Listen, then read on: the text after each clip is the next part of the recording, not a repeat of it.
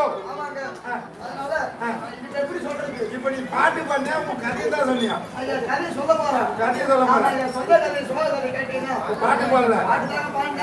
பாட்டு மூலியமா சொல்லலாம்னு பார்த்தா பாட்டு மூலியமா வந்து போட்டு ஐயா என் சொந்த கதை சோழ கதை என்னன்னா உங்களுக்கு தெரிய வருமா?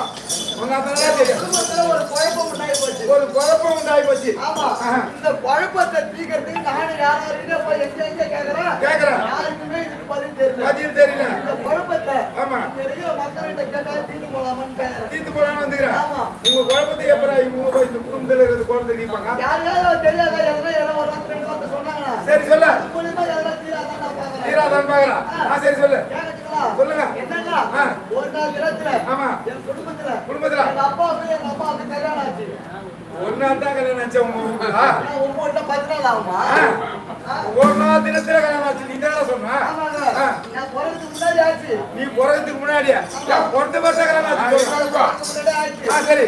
கல்யாணம் ஆனதுக்கு அப்புறம் நான் பிறந்தேன். பிறந்தீங்க? ஆமா. பிறந்த நல்ல நேரம் நல்ல நேரம். எங்க அம்மா போய் சேர்ந்துட்டாங்க. உங்க அம்மா போய் சேர்ந்துட்டாங்க. அவ்வளவு நல்லவனா நீ? நல்ல ராஜ்யத்துல பிறந்துட்ட. போய் சேர்ந்துட்டாங்க. நான் அப்படி இப்படி தட்டி தடுமாறி அப்படி இப்படி புடிச்சிக்கிச்சு கிளம்பி வந்துட்டேன். குச்சி கிளம்பி வந்துட்டேன். வந்துட்டேன். என்னத்த குச்சிக்கிறா கொஞ்சம்? ஏதோ இருந்த புடிச்சு கிளம்பி வந்துட்டேன். அப்படி வந்ததுக்கு அப்புறம் எங்க அப்பா என்ன சொல்றாரு? என்ன சொன்னாரு? மவனே ஏய் மவனே மவனே.